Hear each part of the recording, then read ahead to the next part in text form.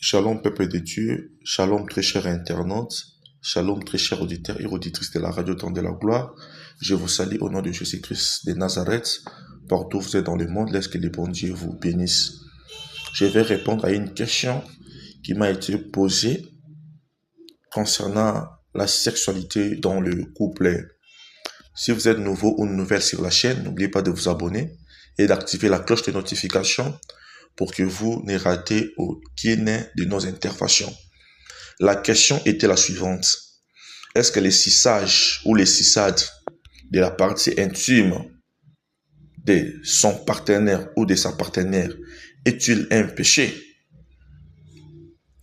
C'est une très bonne question, mais là-dessus, il y a beaucoup de polémiques qui se passent autour de cette question.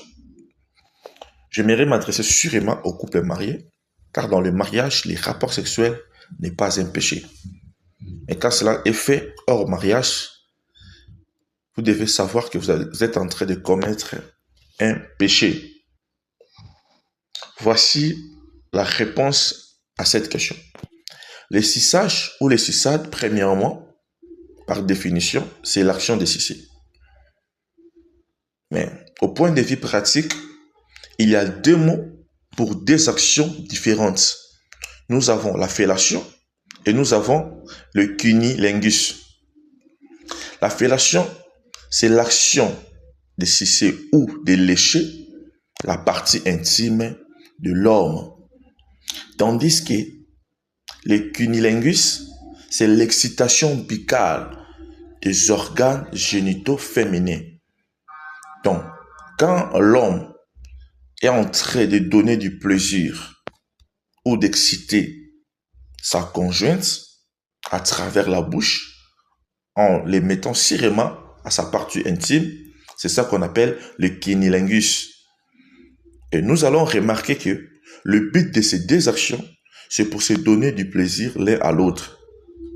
Si nous rentrons dans la parole de Dieu, dans la Bible, il n'y a aucun verset qui interdit ces actes.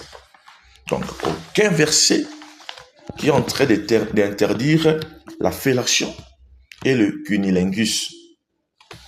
Mais vous devez savoir aussi, dans la Bible nous dit ceci.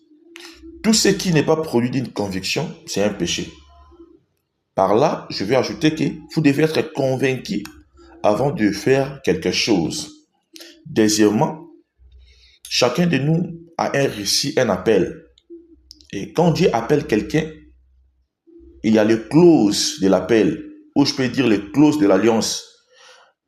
Quand une personne traite l'alliance avec Dieu, Dieu va donner des instructions à cette personne qui seront comme les clauses ou les interdits de son appel. Donc cette personne est appelée à ne pas faire certaines choses. Mais cela doit rester seulement pour lui. Cela doit rester seulement pour lui. Il ne doit pas faire de ces clauses une vérité pour tout le monde. Parce que étant humain, nous connaissons très bien, avant l'acte sexuel, il y a des préliminaires. L'homme et la femme doivent bien se caresser pour rendre l'acte plus doux. Surtout l'homme n'est pas le maître de son corps, dit la Bible, mais c'est la femme. Ainsi que la femme n'est pas la maîtresse de son corps, mais c'est son homme.